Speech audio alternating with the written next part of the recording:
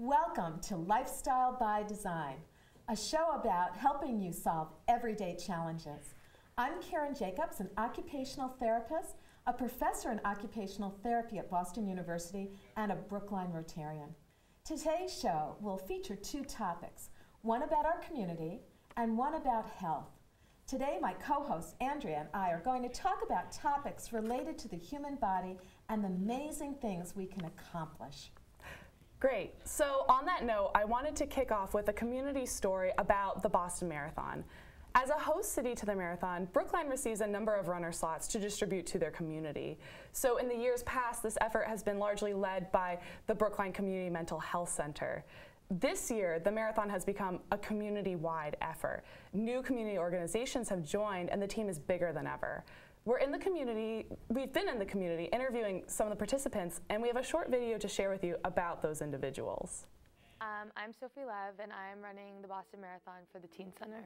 My name is Josh Eagle, and I'm running for the Brookline Community Mental Health Center. My name is Mel Kleckner, and I'm the town administrator. I'm Nancy Weinberg, and I'm the Vice President for Development at Brookline Community Mental Health Center. My name is Colin Wilkins, and I'm representing the Brookline Library Foundation.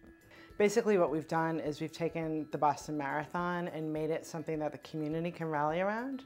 So we have the Teen Center and the Education Foundation, the Library Foundation, and the Community Mental Health Center, and we're all working together. We put together a proposal to say, look, this is a new way of looking at the marathon, of really involving the broader community in it and having one team for our town. And those are all really worthy organizations who have great contributions to the community, and that's what Team Brookline does. It supports the community. It's nice to know that most of these people are Brookline residents, so these are people that I could end up serving at the library too. My wife works in the Bright program, which is one of the programs here, and she'd gotten to know a particular student who had been with her for a better part of 2 years. He passed away this past winter from complications related to cancer. I was able to sort of talk with Nancy and figure out a way that I would be able to honor him. So I'm running sort of in his honor. What they're looking for are people who, number one, are enthusiastic, and number two, are committed to the Brookline community, and also are runners that can complete the marathon and have fun doing it. We've had a personal trainer come in, a nutritionist, talking about different aspects of running and training, which has been nice. When I started this, you kind of imagine in an abstract way that you can run 26 miles if you run long enough. When you actually get into the actual runs, then you realize how far that distance actually is. I never ever pictured myself running a marathon anytime soon. It feels really nice to be running for a cause and being able to contribute in that way. Well, I think the most important thing is just coming out on the day of the marathon. One thing that people have told me about the marathon is that once you get hit mile 20, no matter how good shape you're in, it's like all in your head, and I think as many people we have out there cheering us on will really, really make a difference in those last few miles. There's no words that can describe like how amazing it is to do 26 miles with people cheering the whole entire course. People are cheering for you. Definitely worth it.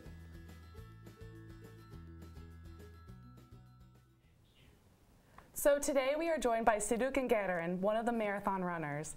He is running on behalf of the Brookline Education Foundation. Sidhu, thank you for joining us today. Thanks for having me. So I'm really interested just about what this process has been like for you, but first I want to know what got you interested in joining the marathon and why did you want to run for the Brookline Education Foundation? So I think like a lot of folks on this team had never run a marathon before, and I don't personally consider myself a runner. I'm a soccer player, and actually running was sort of the penalty if you did something wrong. You know, if you're at practice and you didn't do something right, then you'd have to run. And so I never really thought it would be something I'd like to do. But as I've gotten a little bit older, I thought if I'm going to run a marathon, I better do it while you're soon. Young. And yeah, and a charity number came up for the Brookline Education Foundation. I thought I would give it a try. Great. So I know that there are two main components when you decide to take on this effort. One is you're going to take on the effort of running 26.2 miles, and then also the fundraising. So first, I'm curious, how has the training experience been going for you, especially getting started? I think that's one of the hardest parts, but what have you been discovering through that process? I've noticed everything is new. Without any experience, each new thing I do, when I first ran 8 miles, I said, wow, that was what running 8 miles feels like, and then 12 miles, and I've gotten up to 20 miles, and that was really interesting. So each part of the way, and the aches and pains and everything else, have been really interesting to go through, and realizing what you can push your body to do. And you spend a lot of time by yourself. That's another sort of interesting thing about the running. You go out, and I might be running for 2.5 hours, and I don't listen to music when I'm running. I just sort of listen to my body and think about how much farther I have to go, and sometimes I think about that a lot. Do you wear anything so you know I only have to go another mile? I do have a I have a little GPS that one of my residents loaned me, and it can be a little addicting because you look at it and you're like, okay, 7.5 miles. 7.3 miles to go, 7 miles to go, and you have to make yourself stop looking at it at times. But it's very handy because you know how to pace yourself, and you know how much farther you have to run. And I think for me, it's a little bit, doctors tend to be data obsessed, and so I've taken all of my times and my distances, and I've put it in a big spreadsheet. My wife makes fun of me, and I look at it. So every week I look back at what I've run and how fast I've run, and I see where I'm slowing down, and it gives me a way to sort of track my progress as I'm doing it. I know that you guys have coaches, so is there anything that you've learned from the coaches that's helped you to, especially when you're getting to those newer, longer runs? Oh yeah, definitely. So Rich Schilders, our coach, has been great working with him. I constantly pester him for advice. I said, Rich, I sort of got petered out at X mile, and he'll say, well, that's okay. You're at this point in the training cycle, and he's run 50-something marathons, so he's got a wealth of experience and has been super helpful to me, and I think the other folks on the team. And then I've got a lot of advice from the other runners on the team. Some of them are very experienced with marathons, and then we have a lot of friends in the Brookline area that run and are actually running in the marathon, and so I pick their brain for advice too. And everybody has, everybody's more than happy to share their experiences with you, and I think it's been really useful because there's sometimes you think, is that nagging thing on my knee ever going to go away? And they say, well, if you stretch like this, that'll help, or you have to get something different with your shoes or whatever, and it's been really good. Yeah, and so I'm wondering, now that you've gone through those longer runs, do you have any particular run or any moment that sort of stood out in your memory so far? There are times where I'm running and I sort of have to feel like I'm thinking about every step. I'm thinking, okay, just about another 15,000 of these steps and I'll be done. But then there's some runs where you get into a rhythm and you feel like you're smooth, and not that you could run forever, but you're in that groove. And I think that some of these long runs, not all of them, but some of them, I've been able to get into that rhythm, and it's been it's eye-opening because I never ever thought that I would sort of feel like that with running. Yeah. So it sounds like you prepare physically but also mentally as well for this. Yeah, definitely. Like this morning, I got up at 4:45 and it's pitch black out, and I checked the temperature and it was down in the 20s or 30. It was just around freezing. And then I said, okay, we got to get out and do it. So there's definitely a mental component to it. I think you have to stay motivated. And right now the motivation is there's less than 4 weeks, so we don't have that much time, and I don't want to miss anything on the training at this point. And it's also been a pretty monumental winter in terms of the snow and weather that we've gotten in Boston. How has that been affecting your training? Well, for me, since I've never trained before, I thought, well, maybe this is what running is like. You're always battling the snow and the ice, but some of the days and weeks rather have been very difficult, because when the snowbanks are very high and the sidewalks aren't plowed and you're running in the street and the cars don't have very much room to get around, you have to be careful for sure. And there's one week that I basically didn't run outside at all. I ran on a treadmill the whole week, but other than that week, I've gotten outside and done these long runs. And I think you just have to be careful and you pick your sites. If I know certain areas of town are not going to be likely to be completely plowed, I try to stay away from that when I'm planning my routes.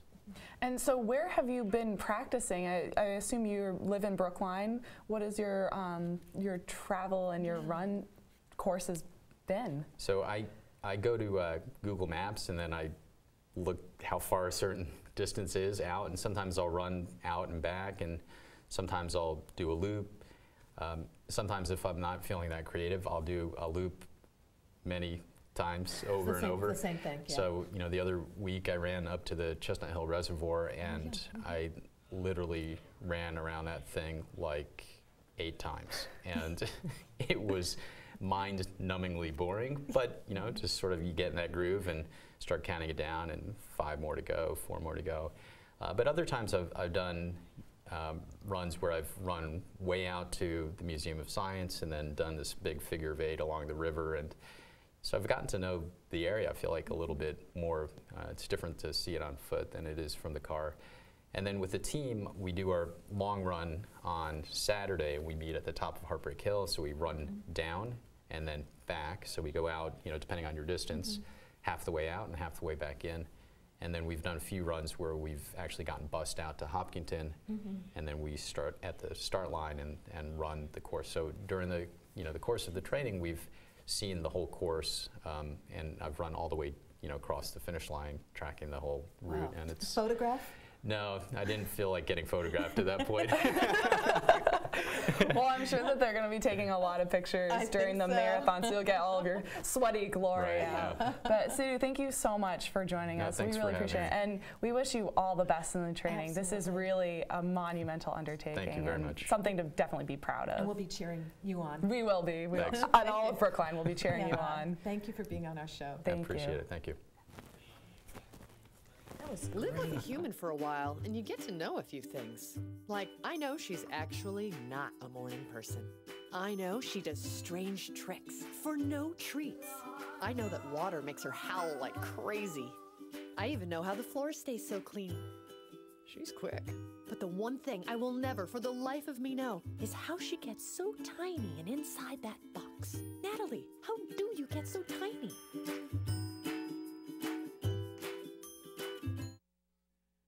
Brush, brushy, brush, brushy, brush, brush your teeth. Every day and every night. Now it's your parents' turn. Here's what you gotta do. Let them have your toothbrush so that they can brushy brush your teeth. Good job, you're almost done. 5, 4, 3, 2, 1. Now spit! Help your teeth stay healthy. Brushy brush with a grown-up every day. So now we're back with Health by Design with Karen, and she's going to tell us a little bit more about basically what you have your setup here. So just tell me more. So, Andrea, lots of people use technology, and I'm sure you use a notebook computer and a desktop computer when you're here. Oh, we have just about every kind of device you can think of, and we're definitely Mac junkies here. So we have the desktops, the laptops, the iPads, the iPhones, The mini, the iTouches, maybe the mini and all the nanos. Yeah, everything. And you know, I think all of us have lots of gadgets that we love using. And technology is great, and it helps us in some ways be more efficient, productive, but we have to learn how to use it in a healthy way. And so I love sharing with people how to set up their notebook computer, how to use their smartphone, how to use their tablet in a way that they don't, at the end of the day, rub their shoulders, you know, saying my back hurts me. So we're going to talk about using technology in a healthy way. So one of the first things we need to do, and I'm going to put you on the spot on television. Okay. How long do you stay sitting at the computer, say when you come to your office? Well, I work 8-hour days, so it will sometimes be a full 8-hour day in front of my computer answering emails, especially on Monday, because the emails accumulate over the weekend. And I bet I could imitate your posture. You're probably leaning over like this. I'm probably like a cave creature. Like a cave. We call it turtling. journaling, which is not good for your health. So one of the things that we tell people to do is to really think about their body, work comfortably, and change and vary your postures often. Now that's easy to say because when you're in the thick of things, trying to get an email out quickly after a long weekend, or just checking on whatever you need to do, it's hard, and we get in the zone, and all of a sudden 2 hours have gone by. So sometimes what we need is to have a reminder, an external cue. And so we created a free stretch break, and it's called Stretch Break for Kids. And you can put it on your computer. It hides behind whatever you're doing, and it'll pop up and say, take a break. And I recommend taking a break every 20 to 30 minutes. And taking a break doesn't mean all of a sudden sitting back in your chair and saying, oh, I'm resting. It really means get out of your chair, walk around, pet the dog, get a drink of water. Get a drink of water. I do that a lot. I have a cup, and first of all, I try to drink a lot of water during the day for health. Right. And then when I notice it's empty, I'll say, okay, I'm going to go get some water, even if I'm in the middle of an email. Sometimes it's a good mental break, too. It is. It's really important, and your body needs that as well. And so you're already doing that. But sometimes it's hard to do it. So Stretch Break for Kids is there. It's free, has cute little animations for people. We also have an app, and that's free also. So Stretch Break for Kids, and we'll put the URL up for people. So now we know we have to take a break every 20 to 30 minutes for 2 to 3 minutes. What are we going to do with our notebook computer? And the notebook computers are great because they're portable. We can stick them in our backpacks. We can throw them in our briefcases. We can use them just about any place. I saw someone on the bus this morning, and they were sitting in their chair. I assume they were a student doing their reading. Trying to get the hope it was one of my students. But anyhow, yeah, you can work any place. I've seen people in elevators working, trying to get that last-minute article done. But the notebook computer really needs to be set up so that we're in a good posture, that we're not in that awkward posture we were talking about. So you're going to see on this computer here, my computer, that I've elevated the computer, and it's really on just a very, very simple, foldable, lightweight stand. And this actually goes into my backpack. This is my computer and my arrangement. So we want to increase the height of the notebook computer. So that you're looking at it head on. Head on. In fact, how we typically have our desktop computers, if it's just about at eye level here and an arm's length away, close-fisted, is really a good length for us to be, distance for us to be. So we're elevating now, but when we elevate it, look what happens to our keyboard. You can't use it. You really can't use it. Then you're a wall climber. Oh, I never heard that expression. That's a great one. I'll have to remember that. So we don't want to be a wall climber. So we have to have some kind of external keyboard. And this is a great one. Lightweight again. And so you can put that and carry it in your backpack again. All of these things I'm suggesting cost very little money, very lightweight, and portable. And then I love having a mouse, and I have a small mouse for my computer, and I have a small hand, but people want to make sure that they get a mouse that fits their hands correctly. You'll see that I have a mouse pad over here, and the mouse pad actually, and we'll make sure that we have this for our audience too, and they can get it off of my website, has tips on how to set up your notebook computer. So I always say, keep that mouse pad with you. It's a constant reminder. A constant reminder, because a lot of times we get just so involved in what we're doing and forget. So the key thing with using a notebook computer, again, is to make sure that we adjust it for ourselves on a regular basis.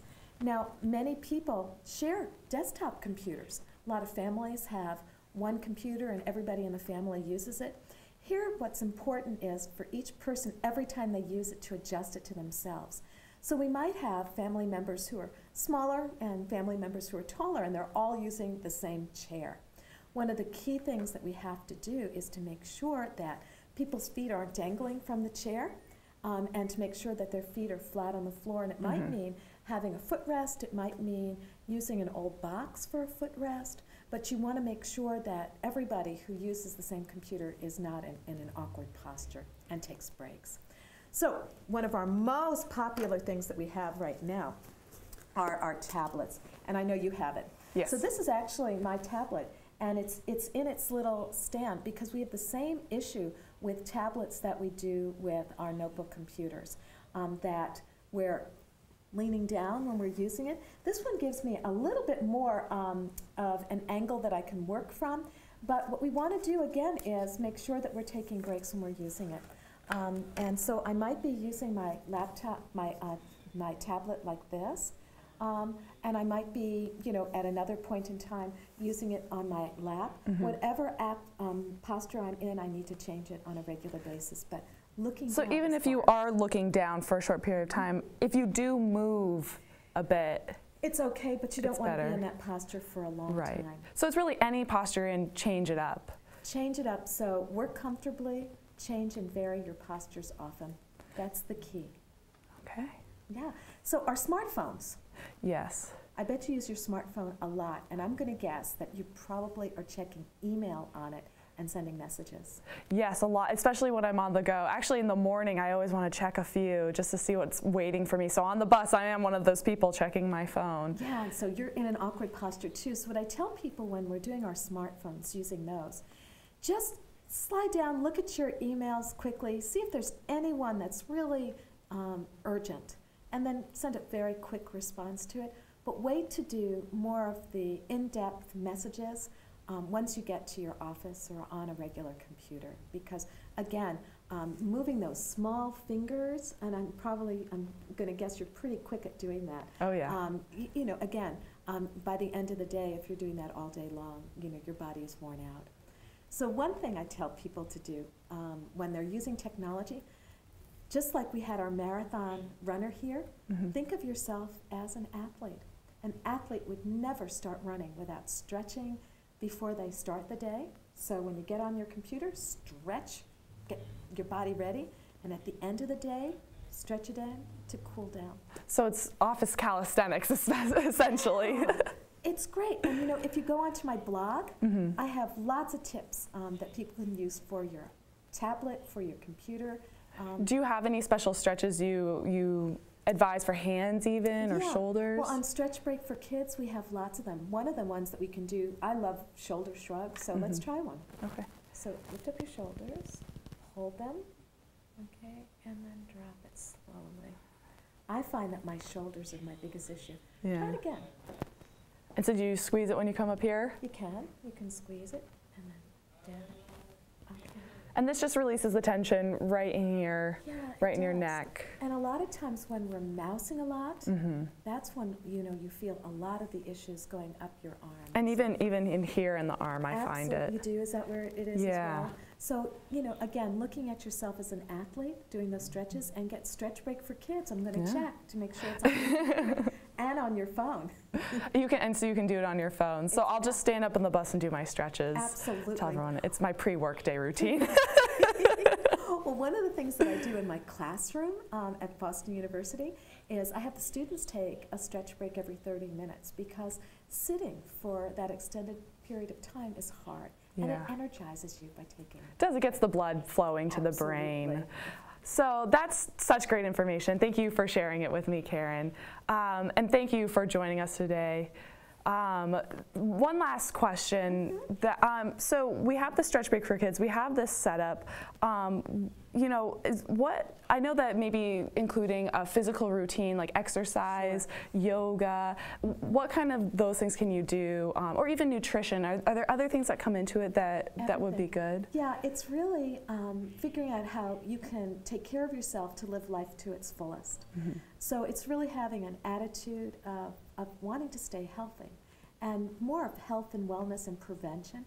So all of these things are wonderful. They help us do our daily activities, but we have to really think about ourselves and what can we do. And I always feel that if you're having a hard time figuring out how can I manage my life, and I think many people say time is the biggest issue. I don't know how to manage my time. I would say contact an occupational therapist to help you. That's one thing that we can do to help people figure out how can I put yoga into my daily routine? How can I make sure that I have a walk in the morning? How do I manage making sure I have a healthy dinner when I can't even get to the grocery store? These are all things that take management, and sometimes we need to seek help. And on our show, we'll have other segments where we'll be talking about those issues. We will, and I'm so excited. We're going to be talking about healthy eating, nutrition, and even just things you can do in your community that doesn't require a lot of travel or time to get out, because there's so much to discover in your neighborhood just down the block or next door to where you work. So it's sometimes even taking that 5-minute coffee break and walk around and walk into a shop that you haven't been into. It's a good mental break, and it gets your body moving.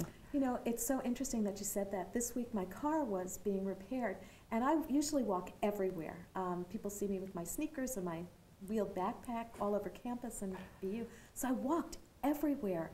And it was interesting walking all around Brookline, and I took a different route this time, and I discovered so many different stores and places that I didn't even know about, and it felt like a vacation. So walking is a wonderful thing to do. And we're lucky that we're in a city where there's so much at our disposal for that too. And we'll talk about some of the stores and activities that people in the Brookline area are doing, and we'll have them on our community segment and on our health segment on other shows. And I am so excited for that. Me too, and it's great working with you. So thank you for joining with us today. To see more episodes of Lifestyle by Design, find us online at YouTube. You can find us at youtube.com/BrooklineAccessBATV. You can also watch episodes of our show on Brookline Access, Channel 3, Comcast, and RCN. Thank you.